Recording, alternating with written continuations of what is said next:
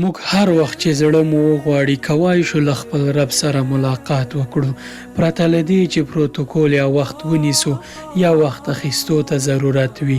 هر وخت چې غواړې د پاچایانو له پاچا سره ملاقات وکړي، جانماز هوار کړه، ووایه الله اکبر، یا همدومره حد اقل ووایه چې یا الله.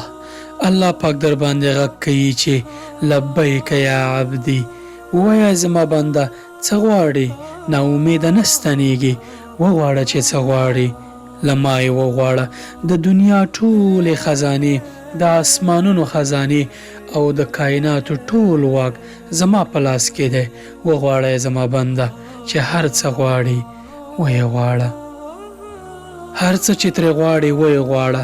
هیڅوک دا حق نه لري چې تا ته ووایي چې ته نشې کوای نور خپل ملاقات ته دوام ورکړي یا د وخت خلاص شوی دی.